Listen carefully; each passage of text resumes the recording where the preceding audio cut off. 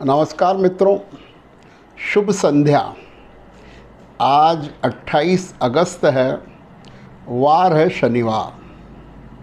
और जैसा आप जानते हैं, ज्ञान कणिका और उसके सभी सहयोगी ग्रुप्स में और फेसबुक पेज पर हम जीना इसी का नाम है श्रृंखला लगातार प्रसारित कर रहे हैं। और आज इसका 93वां 93rd एपिसोड लेकर मैं आपके समक्ष उपस्थित हूँ। विगत 4-5 दिनों से अपन लोग बात कर रहे हैं और ये सारी बातें जीवन विकास से संबंधित है कि हम अपने जीवन को कैसे श्रेष्ठ बनाएं, बेहतर बनाएं, आनंददायक बनाएं, लोगों के लिए हितकारी बनाएं। इस पर यह सारी चर्चा चलती है। उद्देश्य ये है कि जहाँ हम खड़े हैं उससे आगे बढ़ें और कुछ ना कुछ ऐसा करें जिसमें नवीनता हो, जिसमें कुछ हमारे अंदर आकर्षण हो नया करने का, और उसकी लगातार संभावना रहती है अगर आप करें तो। पहले तो एक बात अपनी कहना है कि थोड़ी मेरे को आज खुशी है कि मेरे पास 6-7 वीडियो आ चुके हैं। अपनी बात चल रही है पर्युषण महापर्व और 10 लक्षण महापर्व दिनांक 4 तारीख से चालू होने वाले हैं। और हम चाहते हैं कि इन 18 दिनों में हम कुछ नया ज्ञान प्राप्त करें धर्म के माध्यम से। सुधारना तो जीवन ही है, पर उसका जो आधार रहेगा वो धार्मिक चर्चा का रहेगा।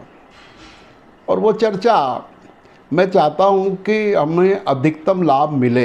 जैसे कहते हैं ना, उन दिनों में हमें संयम रखना है। पर्युषण में और 10 लक्षण में नॉर्मली संयम को बहुत मुख्यता दी जाती है, इसीलिए व्रत, उपवास, पोषद इत्यादि व्रतों का बहुत महत्व है।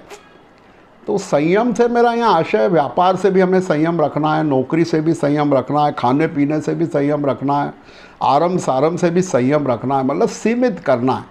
वो आनंद से होना चाहिए, स्वयं की प्रेरणा से होना चाहिए, कोई दबाव में या रूढ़िगत पालन करने के लिए नहीं। थोड़ा चेंज, और चेंज का तो मैं हमेशा समर्थक रहा हूँ।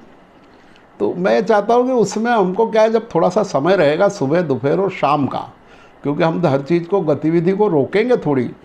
होटल में आना जाना बंद, बाज़ार में आना जाना बंद, शॉपिंग बंद, ऐसा कर सकते हैं आप। बहुत से मोबाइल का उपयोग सीमित करें, और करें तो अच्छे धार्मिक कार्य के लिए करें। ऐसे हम कोशिश करेंगे। इसीलिए मेरा अभी तक का जो सोच है वो है कि सुबह 10 से लेके रात को 10 तक मोबाइल चालू रहेगा, ज्ञान करने का ग्रुप।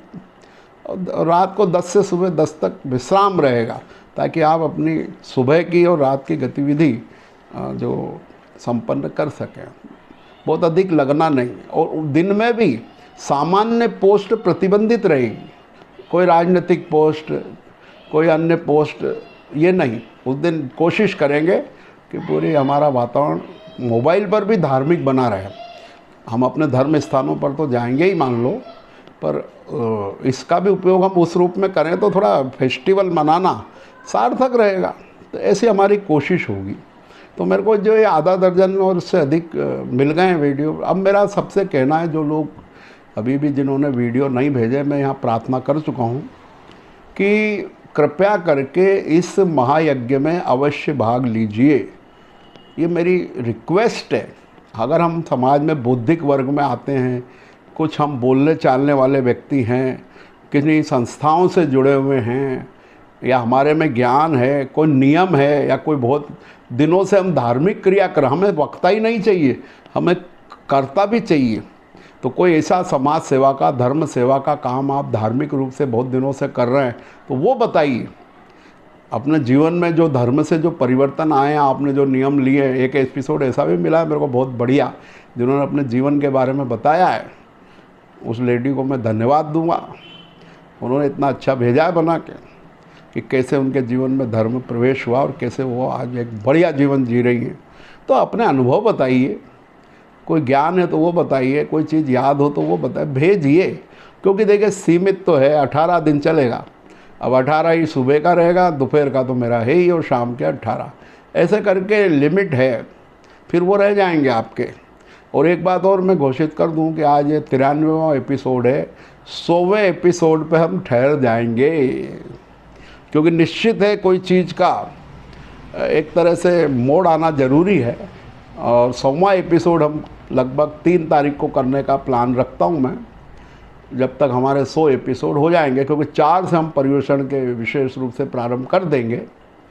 तो 3 तारीख को 100वां एपिसोड देखिए कैसे करते हैं प्लानिंग। तो मुकेश जी पेठे वालों जो इंदौर में रहते हैं, उनका सुझाव आया है कि कुछ सामूहिक रूप से ऑनलाइन किया जाए, तो मैंने इसकी कोशिश शुरू कर दी है। मेरी कोशिश होगी कि उस दिन हम जूम मीटिंग रखेंगे, ऐसी मेरी प्लानिंग है। और चर्चा करता हूँ 1-2 लोगों से। तो 3 तारीख को हम कोशिश करते हैं आपस में मिलने की, सेलिब्रेट करने की उसको ऑनलाइन सेलिब्रेट करेंगे। तो हो सकता है जूम मीटिंग के माध्यम से हम इस चीज़ को प्रतिक्रियाएं दें, सुझाव दें आगे क्या है। तो ऐसा मेरा एक कच्चा प्लानिंग है कि हम 3 तारीख को, जीना इसी का नाम है, एपिसोड के 100 एपिसोड पूरी करके ठहर जाएंगे। और 4 तारीख से पर्युषण चलेगा 18 दिन, उसके बाद 2 महीना विश्राम। उसके बाद सब एपिसोडों को रोक देंगे, रिलैक्स करेंगे। थोड़ी मैं भी यात्रा पे जाना चाहता हूँ, थोड़ा पारिवारिक काम, थोड़ा शादी ब्याह, त्यौहार है, शादी ब्याह तो नहीं है पर त्यौहार रहेंगे, दशहरा, दीपावली, अन्य। फिर देव उठने के बाद फिर कुछ नया सोचेंगे अपन नवंबर में।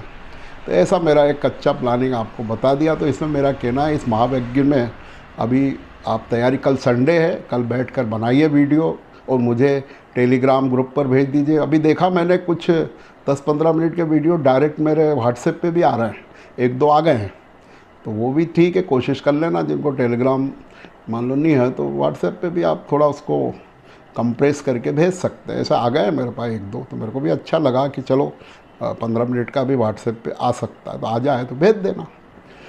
तो ऐसे करके ये मैंने कच्ची प्लानिंग नवंबर तक की बता दी। 2 महीने अपन लोग रिलैक्स करेंगे सभी लोग। और जो पुराने एपिसोड 100 हैं और उसके पहले के हैं, वो जब चाहे सुनिए आप लोग, देखिए, क्योंकि वो तो तरोताज़ा वीडियो है, कोई भी घटना प्रधान नहीं है, हमेशा काम आने वाले वीडियो है जो यूट्यूब पर प्रोफेसर विमल जैन नाम की यूट्यूब चैनल पर उपलब्ध है।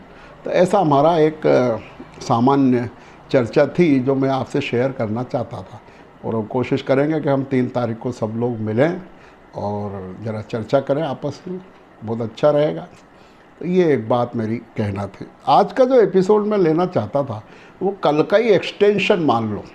कल अपन ने पेपर की और किताब की बात करी थी, और उसमें ये मैंने बताने का प्रयास किया था कि किस प्रकार से अच्छी पुस्तकें, ये रही अच्छी पुस्तकें कैसे जीवन को सुखमय बनाती है, आनंददायक बनाती है, सार्थक बनाती है, आपको लोकप्रिय बनाती है, आपको उदार बनाती है, आप में समझ पैदा करती है।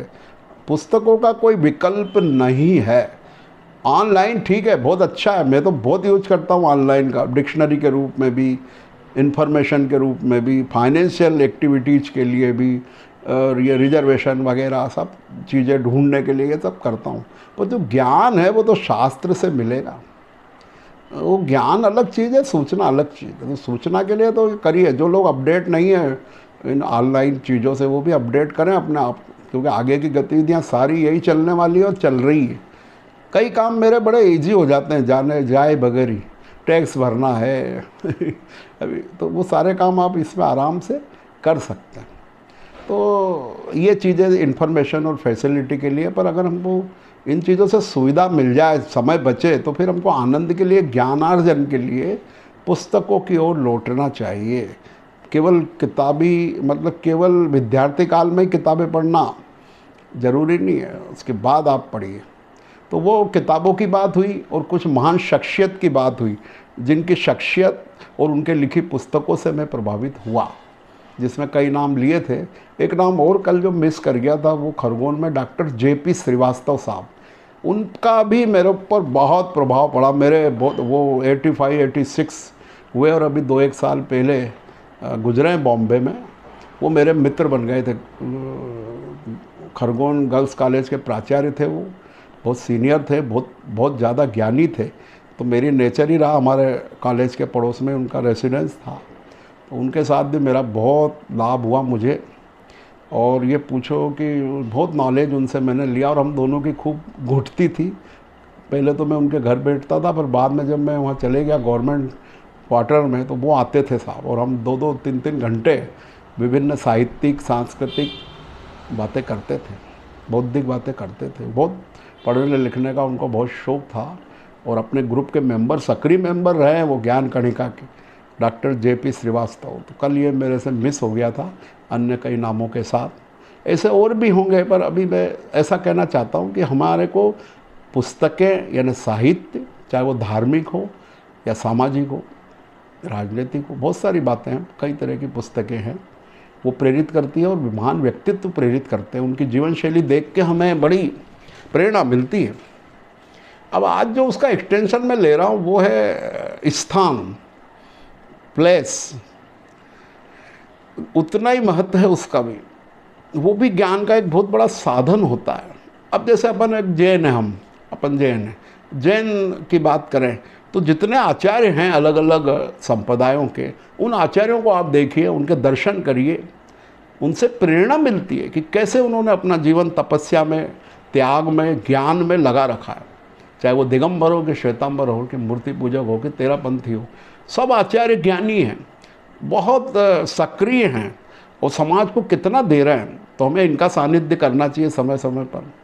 फिर विद्वानों की बात आ जाती है, पंडितों की बात आ जाती है। देखिए वो विद्वान कैसे अपने आप को पूरा झोंक कर सरस्वती की सेवा में लग कर हमें लाभान्वित करते हैं, उनसे हमको प्रेरणा मिलती है। इसी प्रकार से स्थान की बात करता हूँ मैं, प्लेस की। तो भारत को घूमना है ना आपको, अगर आपको जीवन में सुखी होना है, प्रसन्न रहना है, अगर आप केवल कुएं में हैं, कुएं के मेंढक हैं, तो आप निश्चित पूरे सुखी नहीं हो पाओगे। आपको समुद्र देखना ही पड़ेगा, तब जाके आपको लगेगा कि हाँ, हमें ऊँट को पहाड़ के नीचे आना ही चाहिए, ताकि उसको उसकी घमंड दूर हो, उसकी अकड़ दूर हो। ये बहुत ज़रूरी है। तो मैं ये कहना चाहता हूँ कि एक और जो चीज़ मेरे को प्रभावित किया वो है यात्रा ने।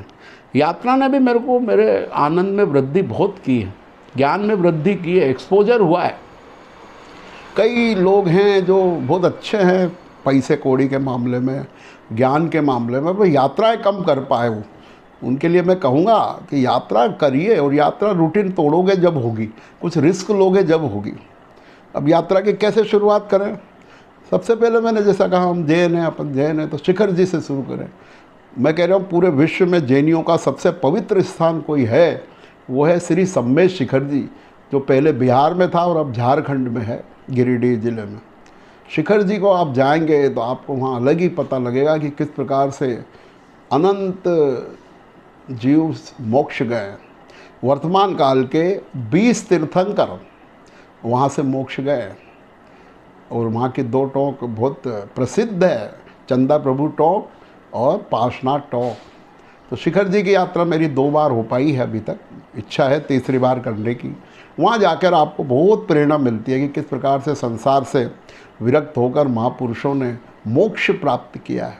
और वो शिखर जी का ऐसा नियम है कि वहाँ से जब मोक्ष जाते हैं तो सीधी जाती है आत्मा, तो उसके जस्ट ऊपर सारे तीर्थंकर अब सिद्ध बनकर मौजूद हैं। वहाँ एक अलग ही पवित्र भाव होते हैं।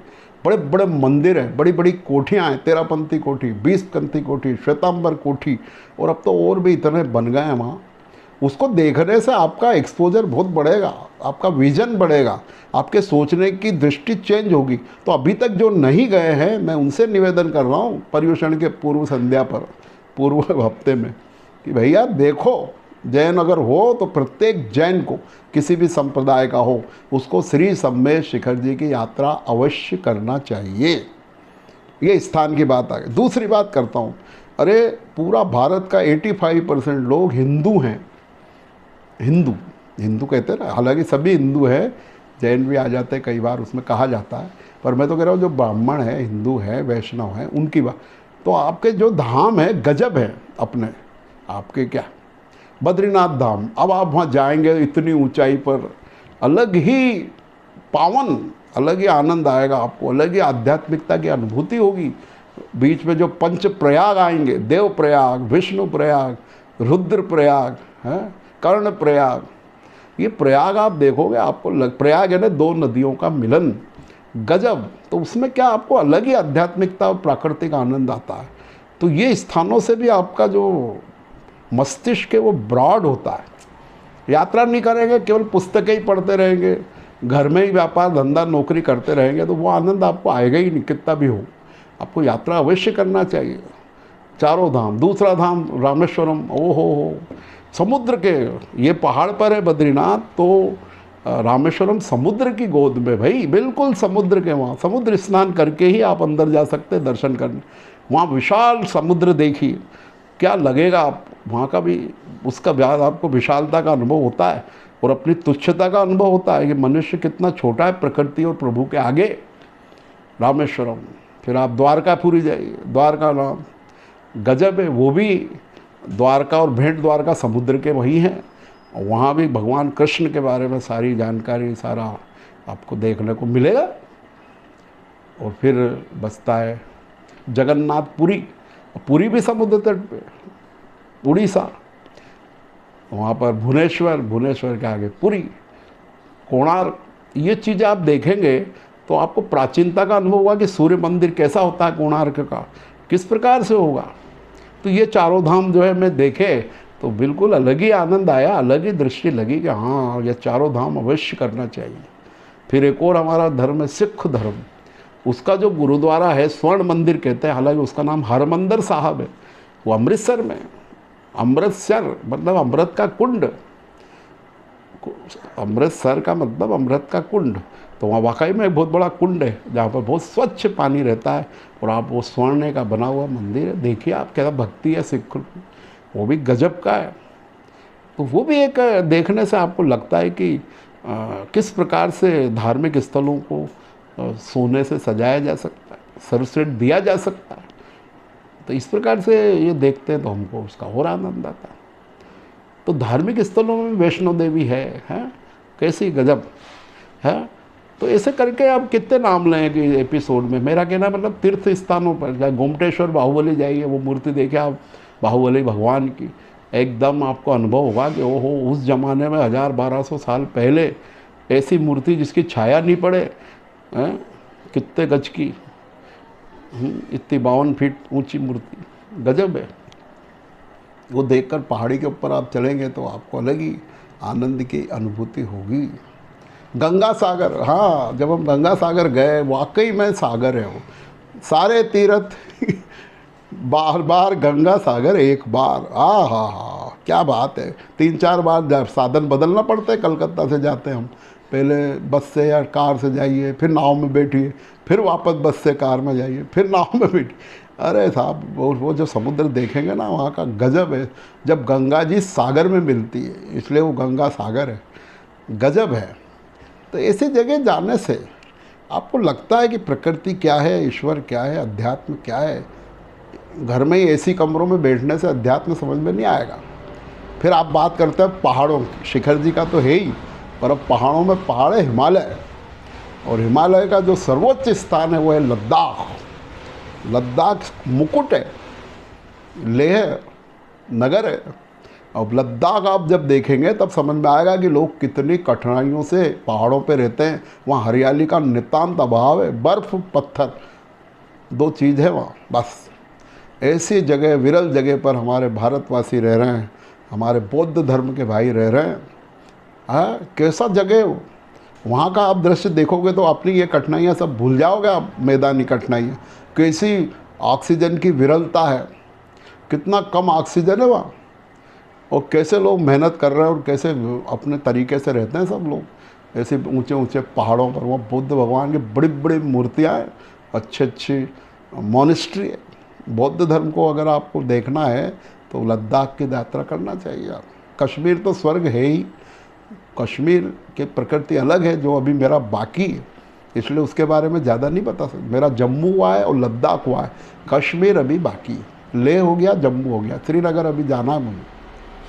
तो ये एक बात है। और आप देखना चाहते हैं मरुस्थल, राजस्थान देखिए, गजब मरुस्थल। हालांकि दुबई का देखा मैंने, बिल्कुल उसका ही वही एक तरह से है। राजस्थान का मरुस्थल और गुजरात का मरुस्थल गजब है। राजस्थान में अब आप देखें तो कितने प्राचीन किले हैं, कितने प्राचीन मंदिर हैं, कितने प्राचीन धार्मिक स्थान हैं। इतने स्थान देखेंगे आप तो आपको लगेगा कि ये उदयपुर वगैरह शहर कैसे हैं। बहुत गजब चीज़ें हैं भाई। कीर्ति स्तंभ, अभी हमारे सुरेखा जी गई थी, उनके फ़ोटो देखे थे मैंने चित्तौड़गढ़ के। अब इससे बड़े कीर्ति स्तंभ बने हुए उस ज़माने के, एक जैनियों ने बनाया, एक राजपूतों ने बनाया। गजब का है। दो तीर्थ स्तंभ, विजय स्तंभ, कीर्ति स्तंभ। तो भारत, फिर एक चीज़ और मैं महानगर देखिए, आपको कई बार लगता है हमारा शहर ही सब कुछ है। अरे आप बॉम्बे जाइए, उसमें घूमिए। बॉम्बे आप देखेंगे तो आधुनिकता और प्रकृति का अद्भुत संगम है, क्योंकि बॉम्बे आधुनिकतम शहर है, फैशनेबल शहर है और ग्लैमरस शहर है, पैसे वालों का शहर है, पर साथ ही समुद्र भी है। समुद्र होना बहुत बड़ा प्लस है बॉम्बे का। हालांकि उससे कई कठिनाइयाँ भी है, पर बॉम्बे आपको हमेशा अच्छा खाना पीना सस्ता, ठहरना महंगा। रोटला सस्ता है, ओटला महंगा है। पर बॉम्बे की विशेषता, मैं दर्जनों बार गया हूँ मैं, पर बॉम्बे मुझे हमेशा अच्छा लगता है। वहाँ देख के भी आपको अपने जीवन में समझ में आता है यार क्या है। फिर आप कलकत्ता, ओहो, कलकत्ता में 2-3 बार होया हूँ। कलकत्ता इतना बड़ा है। पहले 1912 तक तो भारत की राजधानी कलकत्ता ही था, कोलकाता। और वो इतना बड़ा और विशाल, और अंग्रेज़ों की सारी चीज़ें, एस्प्लेनेड जाइए आप। भारत की पहली मेट्रो रेल कोलकाता में ही चालू हुई थी, जब भूमिगत ट्रेन। मेरे ख्याल जब 94 में हम कलकत्ता गए थे शिखर जी जाने के बाद, तो मेट्रो में बैठे थे हम लोग 94 में। अभी तो इंदौर में पाइल खुदेगी, इंदौर में मेट्रो की पाइल खुदेगी, और 94 में हम लोग ज़मीन के अंदर ट्रेन में यात्रा करके आ गए। अब आप देख लीजिए कलकत्ता किस चिड़िया का नाम है। कलकत्ता में यात्रा के सबसे अधिक साधन हैं वहाँ, सबसे अधिक। आदमी द्वारा खींचे जाने वाली गाड़ी है, ट्राम है। ट्राम अलग चीज़ है, मेट्रो अलग चीज़ है। ट्राम देखिए आप, ट्राम अभी वहीं चलती है बाकायदा। तो कोलकाता गजब का है। बेलगछिया का मंदिर वहाँ देख सकते हैं, पार्श्वनाथ का मंदिर देख सकते हैं। इसके वर्णन तो कभी अलग करेंगे, आज तो मैं दूसरी बात कह रहा हूँ। फिर आप कल मद्रास, चेन्नई, जिसका नया नाम चेन्नई है, पुराना नाम भी शायद चेन्नई था, वो भी समुद्र किनारे। एशिया का सबसे बड़ा समुद्र तट चेन्नई में, इतना बड़ा मैरीना बीच, वहाँ 2 बार मैं जाया है, शायद 2 या 3 बार। इतना गजब है, इतना बड़ा समुद्र तट कहीं दिखेगा नहीं आपको, एक ही जगह चले जाइए किलोमीटरों में, और बिल्कुल प्लेन, और बहुत सारे नेताओं की वहाँ समाधियाँ हैं। बड़ा सुंदर चेन्नई, बहुत अच्छा शहर है, भारत का एक प्रमुख, जहाँ पर समझ लीजिए डॉक्टर राधाकृष्णन से लेकर अब्दुल कलाम तक लोगों की कार्यस्थली है वो। अब क्या बचता है? दिल्ली, बम्बई, दिल्ली तो दिल्ली है भाई, दिल्ली है दिल वालों की। दिल्ली में भी कभी भी जाओ साहब, मैं भी दर्जनों जाया या कभी सेटिस्फाइड, हर हमेशा नई चीज़ें देख के आता हूँ मैं।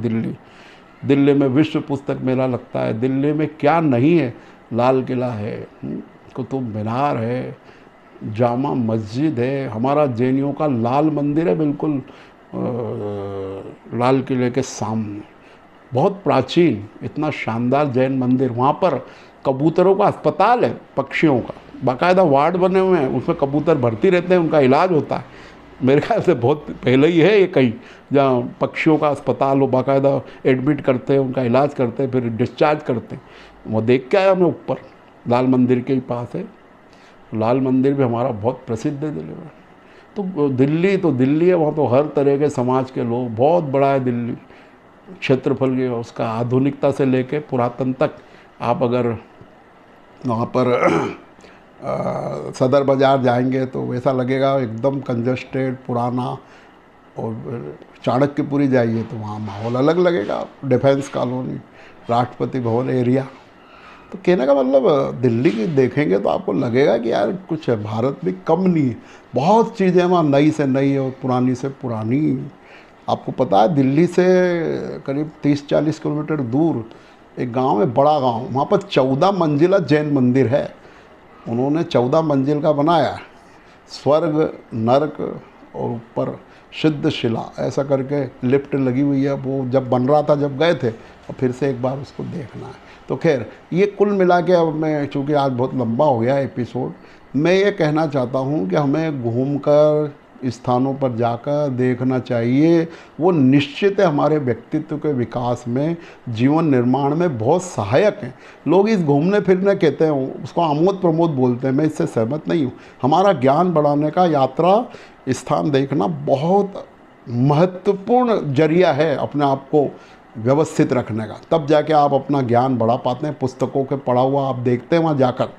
तो ऐसे करके आज का मैं ये बात कहना चाहता हूँ, ताकि कल की बात पूरी हो कि हमें पुस्तकों से, महापुरुषों से, पंडितों से, मुनिराजों से, साधुओं से और ऐतिहासिक स्थानों से सीख लेना चाहिए। इससे हमारा व्यक्तित्व बहुत विकसित होगा। बहुत बहुत धन्यवाद। Thank you.